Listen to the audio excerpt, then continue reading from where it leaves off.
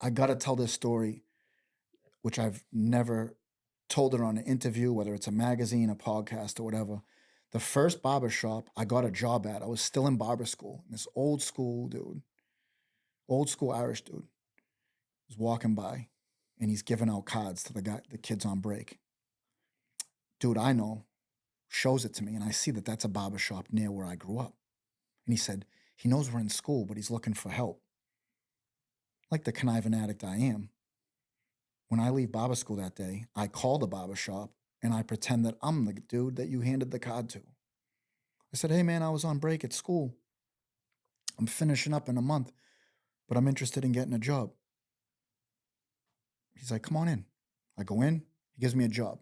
So on just Saturdays now, I'm cutting hair at this shop, full blown active addiction. This guy got a barber shop, nice guy.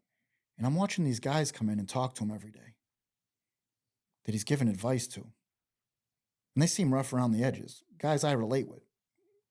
A lot older, but just guys where I'm like, these guys seem like me, but older. This guy gives me the key within the first week and says, hey, if you ever want to stay here later on Saturdays, you can cut hair. Well, that became party time at that barber shop. Every Saturday for a few weeks, because I only had that job for a month or two, my friends would come in. One of my friends back then was selling dope. Comes in for a haircut. Another friend and a girl I was seeing at the time of waiting. I didn't know that this dude took a bundle of dope and put it in one of the magazines while he was getting a haircut. This guy comes in with his girlfriend. She had really short hair, so they were showing back up for him to cut her hair. His first reaction was actually happy for me. Wow, I'm good. It's good to see that you're busy, on a Saturday. He's not thinking anything of it.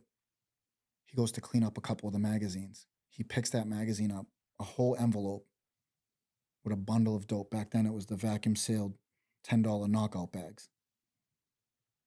He sees that. The kid that I'm cutting sees it, stands up.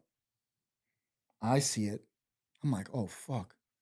Now, I don't know much about the barber's background. His name was Paul. But I know he's an old school guy you don't fuck with. He sees this. The kid I'm cutting gets up, sees it, and goes, oh, sir, that's mine. Dude brings him in the back room, goes, come here. I hear him say, do you know Jay or you just in here getting a haircut? Luckily, the kid was smart enough. He goes, I just walked in. Paul didn't believe that, but at least the kid answered the right way.